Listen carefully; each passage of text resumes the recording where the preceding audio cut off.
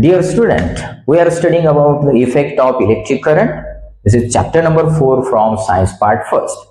त्यातला lecture first already आपण complete केलेलं आहे.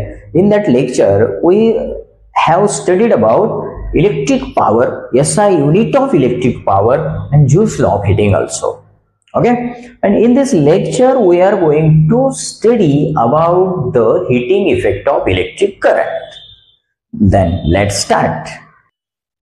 When resistors are connected in an electric circuit diagram we have already studied in last lecture. Circuit diagram काय असते आपण study केलेले. सर्किट डायग्राम मध्ये समजा रेजिस्टर कनेक्ट केले. रेजिस्टन्स. What is resistance?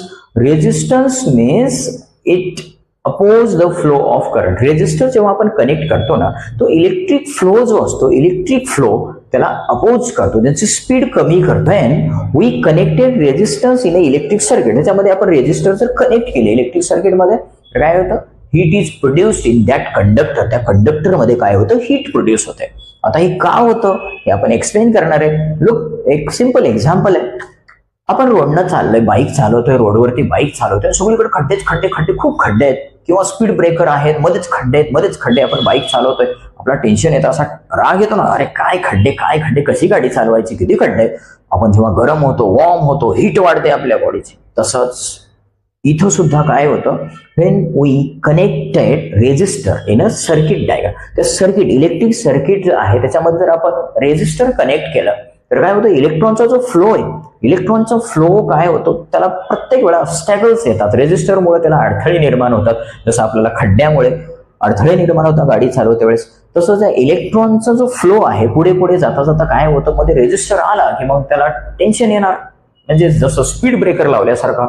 मग तो काय होणार? राग येणार, त्याला गरम होणार इलेक्ट्रॉन्स. आणि गरम होतात मीन्स हीट वाढते, मीन्स हीट इज प्रोड्युस्ड. कधी हीट प्रोड्यूस होणार आहे? त्याच्यामध्ये जर रेजिस्टर आपण कनेक्ट केला तर. हे सिंपल आहे. या एक्झाम्पल वरून तुम्हाला लक्षात आलं असेल. लुक ॲट दिस पिक्चर दिलेले आहेत. हे आपल्या बुक मधूनच पिक्चर आहे. कॉईल आहे, त्याला गुंडाळून असं कॉईलला परत आपण कॉईल बनवतो ना, त्याला कॉईल म्हणायचंय. नेक्स्ट वन पण कॉईल आहे, सॅलोनेट टाईप कॉईल आहे.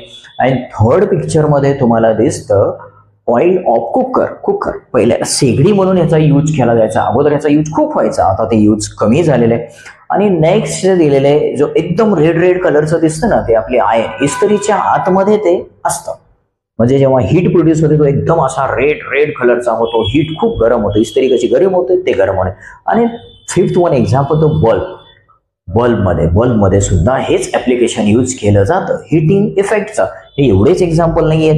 वॉटर हीटर माहिती आहे सगळ्यांना. वॉटर हीटर आहे, गीझर आहे, एअर ड्रायर आहे, किंवा आणखी कुठले एक्झाम्पल्स येतात त्याच्यामध्ये रूम हीटर असतो. All these equipments work on this principle. ह्याच प्रिन्सिपल वरती ते वर्क करतात. हे युजेस आहेत त्याचे. ओके, इथपर्यंत कळलं असेल.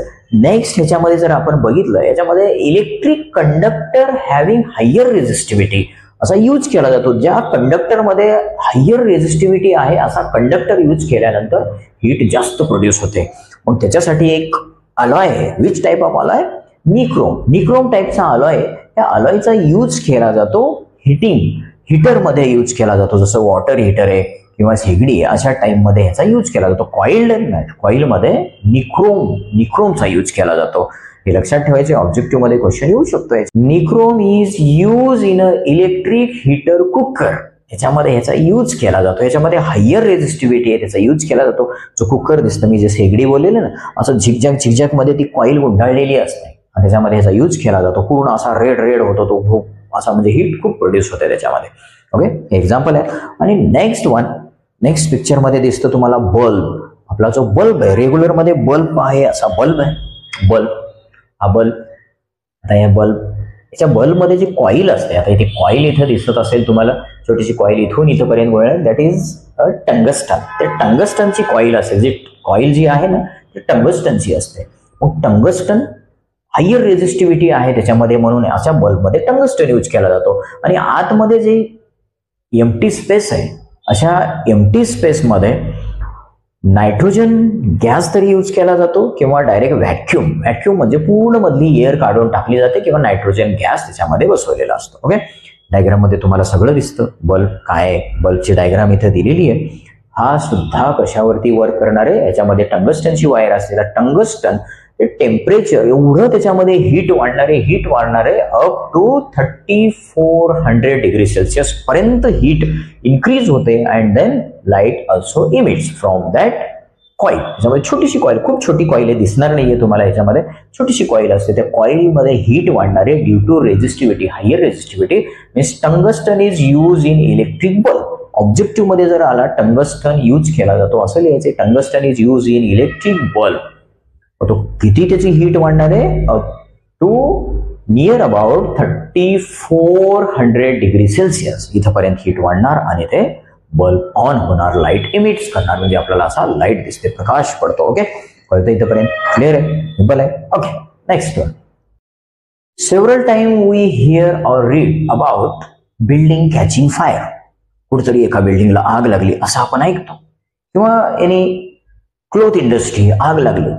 हे का होतं? Due to the short circuit. ते शॉर्ट सर्किट काय आपल्याला स्टडी करायचंय. पिक्चरमध्ये पहा, अशी बिल्डिंगला एकदम भयानक आग लागलेली. आणि several time if we switch on equipments in our house. आपल्या घरामध्ये समजा कधीतरी एखादी इलेक्ट्रिकवर चालणारा इक्विपमेंट्स, एखादी मशीन आहे, एसी आहे, काहीतरी आहे, ऑन केला, खट तशी लाईट जाते. का होतं? एक फ्यूज आहे. फ्यूज मध्ये जी वायर असते ते मेल्ट होते आणि इलेक्ट्रिक सप्लाय शटडाऊन होतो. मग हे आपलं डिटेलमध्ये स्टडी करायचं. Okay, first of all last इयरला आपण बघितलं होतं, आपले जे हाऊस होल्ड कनेक्शन असतं, वायरिंगचं कलेक्शन असतं, त्याच्यामध्ये 3 टाईप ऑफ वायर असतात. अर्थ वायर, न्यूट्रल वायर आणि लाईव्ह वायर. हे पिक्चरमध्ये तुम्हाला दिसतं. ओके, हे पहा, first earth wire, live wire आणि न्यूट्रल वायर. आणि हे लाईव्ह आणि neutral wire potential difference between 2 wire is 220 volt. एवढा पोटेन्शियल डिफरन्स या 2 वायर मध्ये असतो. कुठला?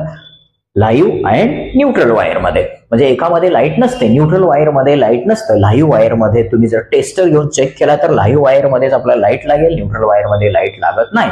अर्थिंगचं काम काय? अर्थिंगचं काम काय असतं? हे शॉक प्रूफ. आता हा आपल्याला सेफ्टीसाठी असतो. आता ही जी वायर आहे, अर्थिंगची वायर अंडरग्राऊंड मध्ये, जमिनीच्या आतमध्ये गाडलेली असते. कुठलं पण बिल्डिंग असेल, सोसायटी असेल, कुठेही जर तुम्ही चेक केलं, एक वायर असे जमिनीच्या आतमध्ये गाडलेली असते, ती वायर असते अर्थिंग वायर. ओके, इथपर्यंत कळतंय?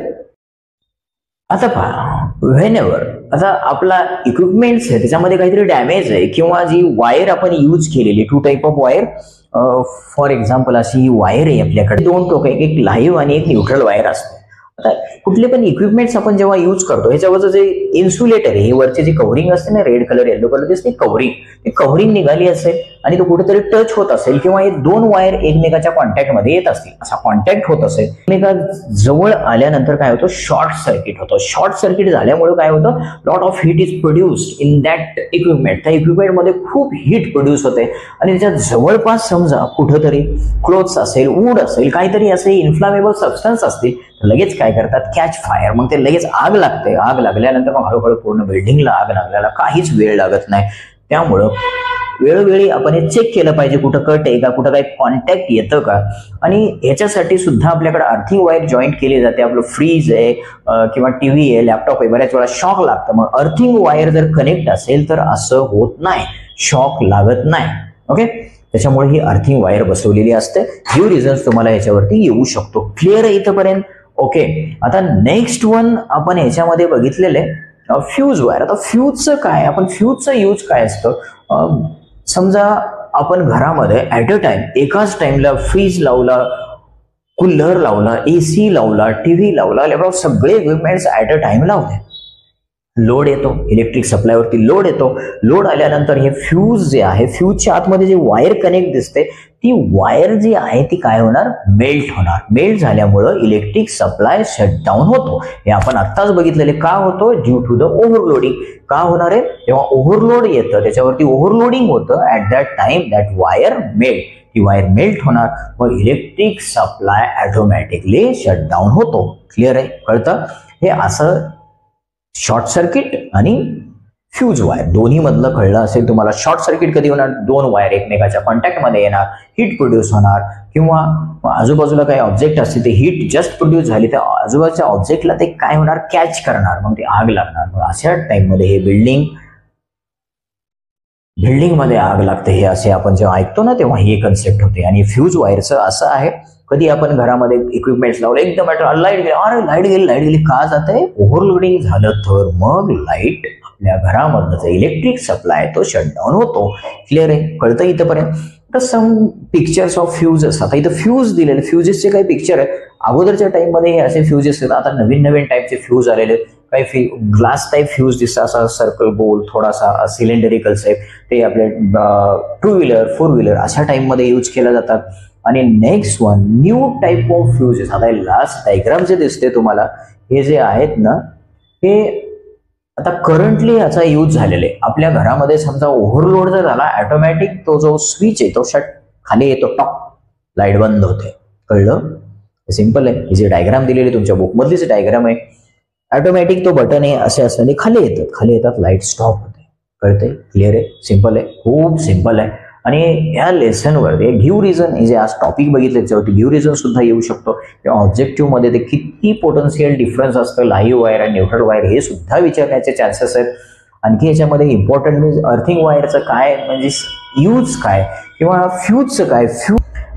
फ्यूज एक प्रिकॉशनरी मेजर म्हणून आपण यूज करतो, प्रिकॉशन म्हणून यूज करतो जास्त लाईट झाल्यानंतर. ओके, आणि आणखी एक इम्पॉर्टंट याच्यानंतर जे काही न्यूमरिकल्स दिलेले आहेत ते पण 2 मार्क्ससाठी येऊ शकतात. पण आता हे सगळं आपण एका लेक्चरमध्ये नाही घेऊ शकत. ओके, त्याच्यासाठी न्यूमरिकलसाठी आपण सेपरेट लेक्चर बनवणार आहे. तर keep watching. Thank you so much.